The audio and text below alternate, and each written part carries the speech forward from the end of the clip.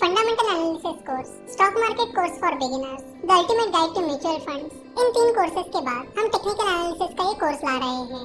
जब भी हमें स्टॉक मार्केट में किसी कंपनी में इन्वेस्ट करना होता है या किसी कंपनी का शेयर खरीदना होता है तो हमें सबसे पहले यही चीजें बताई जाती हैं कि पहले आपको एनालिसिस करना होगा।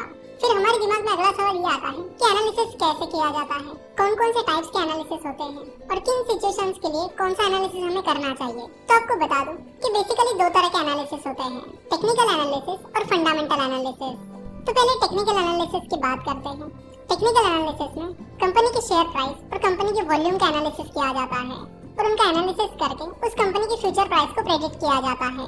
वही फंडामेंटल एनालिसिस का तरीका अलग होता है। जिन लोगों ने फंडामेंटल एनालिसिस का कोर्स किया है उन्हें फंडामेंटल एनालिसिस की डिटेल जानकारी मिल गई होगी। फिर भी जिन लोगों को फंडामेंटल एनालिसिस पता नहीं है उनके लिए हम फंडामेंटल एनालिसिस की कुछ बेसिक चीजें रिपीट करते हैं।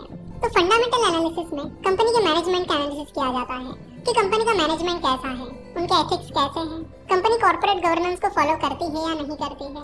देन कंपनी के फाइनेंशियल स्टेटमेंट्स को देखा जाता है और उनका एनालिसिस किया जाता है, जैसे कि balance sheet, profit and loss statement, cash flow statement, इनका एनालिसिस किया जाता है।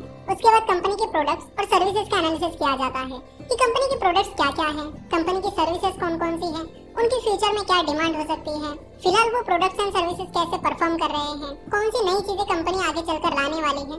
इन सारी चीजों का एनालिसिस किया जाता है। साथ ही कंपनी का वैल्यूएशन निकाला जाता है और उसके बेसिस पर डिसाइड किया जाता है कि इस कंपनी के शेयर्स को किस प्राइस पर खरीदना सही रहेगा। चलो तो टेक्निकल एनालिसिस और फंडामेंटल एनालिसिस के इस डिफरेंस को एक एग्जांपल की मदद से समझते हैं। मान लीजिए कि आप फ्रूट्स खरीदने एक फ्रूट सेलर के पास जाते हो और आप उस फ्रूट सेलर से बिना फ्रूट्स की क्वालिटी देखे और बाकी चीजें देखे उस फ्रूट को खरीद लेते हो, क्योंकि इससे पहले 5 बार आपने उस फ्रूट सेलर से फ्रूट्स खरीदे थे और आपने जितनी बार भी उससे फ्रूट्स खरीदे हैं फ्रूट्स अच्छे निकले हैं और इसीलिए आप इस बार भी बिना कुछ देखे उस फ्रूट सेलर से फ्रूट खरीद रहे हो, क्योंकि उस फ्रूट सेलर से खरीदे हुए सारे फ्रूट्स पहले अच्छे निकले थे। तो ये होता है टेक्निकल एनालिसिस, जिसमें आप पास्ट परफॉर्मेंस के बेसिस पर फ्यूचर को प्रेडिक्ट करने की कोशिश करते हो। यानी कि पिछले 5 बार फ्रूट्स अच्छे निकले हैं तो आपने ये प्रेडिक्ट कर लिया कि इस बार भी फ्रूट्स अच्छे ही निकलेंगे, इसलिए आपने उस फ्रूट सेलर से फ्रूट्स खरीद लिए हैं। वही अगर आप उस फ्रूट सेलर के पास जाते हो और आप फ्रूट्स की क्वालिटी चेक करते हो कि फ्रूट कैसे हैं, साथ ही आप उन्हें हाथ लगाकर चेक भी करते हो कि क्वालिटी भी सही है या नहीं। उसके अलावा आप फ्रूट सेलर का भी एनालिसिस कर रहे हो कि फ्रूट सेलर कैसा है, वो अच्छे फ्रूट्स बेचता भी है या नहीं, वो अच्छे फ्रूट्स बेचकर अच्छा बिजनेस करता है या फिर कुछ भी बेचकर बस पैसे कमाने की कोशिश करता है, जिस प्राइस पर वो फ्रूट्स बेच रहा है वो सही है या नहीं। ये सारी चीजें जब आप चेक करते हो तब आप फंडामेंटल एनालिसिस कर रहे होते हो। तो इन शॉर्ट टेक्निकल एनालिसिस में शेयर की प्राइस और वॉल्यूम का डिटेल एनालिसिस करके शेयर की फ्यूचर प्राइस को प्रेडिक्ट किया जाता है, यानी पास्ट परफॉर्मेंस का एनालिसिस करके शेयर की फ्यूचर प्राइस को प्रेडिक्ट किया जाता है। वही फंडामेंटल एनालिसिस में कंपनी के financial details, valuation, management analysis etcetera इन सब का एनालिसिस करके डिसाइड किया जाता है कि कंपनी में इन्वेस्ट करना चाहिए या नहीं। तो टेक्निकल एनालिसिस को शॉर्ट टर्म के लिए यूज किया जाता है, यानी अगर आप ट्रेडिंग करना चाहते हो या शॉर्ट टर्म के लिए शेयर खरीदने की प्लानिंग कर रहे हो तो आपको टेक्निकल एनालिसिस करना होता है, और लॉन्ग टर्म के लिए इन्वेस्ट कर रहे हो तो आपको फंडामेंटल एनालिसिस करना होता है। जाने माने इन्वेस्टर मिस्टर वॉरेन बफेट के मेंटर बेन ग्राहम कहते हैं कि stock market is like a voting machine in the short run and it is like a weighing machine in the long run. यानी वो कहते हैं कि स्टॉक मार्केट शॉर्ट टर्म में वोटिंग मशीन की तरह है, जहाँ पर बहुत सारी वोलेटिलिटी होती है, बहुत ज्यादा अनसर्टेनिटी होती है।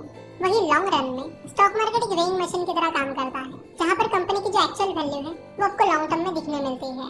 तो टेक्निकल एनालिसिस शॉर्ट टर्म में होता है और टेक्निकल एनालिसिस की मदद से इमोशंस, साइकोलॉजी और इरेशनल बिहेवियर का स्टडी किया जाता है। शॉर्ट टर्म में स्टॉक मार्केट में लोग बहुत सारे डिसीजंस इमोशंस के बेसिस पर लेते हैं। कई बार वो अपना इरेशनल बिहेवियर दिखाते हैं, जिसकी वजह से शेयर प्राइस ऊपर नीचे दौड़ती रहती है। जैसे कि आपको बता दूं कि जब ब्रिटेन में ब्रेक्जिट की बातें चल रही थी तब इंडियन मार्केट बहुत गिरने लगा था। अगर आप देखोगे तो ज्यादातर इंडियन कंपनीज का ब्रेक्जिट से डायरेक्टली और इनडायरेक्टली कोई लेना देना नहीं था। उसके बाद भी ब्रेक्जिट की न्यूज आते ही स्टॉक मार्केट गिरने लगा था, लगभग सारी कंपनीज के शेयर प्राइसेस गिरने लगी थी। तो शॉर्ट टर्म में ये जो चीजें होती हैं वो लोगों के इमोशंस की वजह से और लोगों के इरेशनल बिहेवियर की वजह से होती हैं।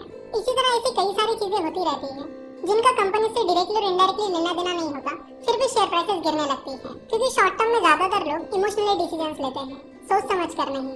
तो टेक्निकल एनालिसिस इमोशंस और इरेशनल बिहेवियर का स्टडी करती है और हिस्ट्री के बेसिस पर फ्यूचर का प्रेडिक्शन करती है।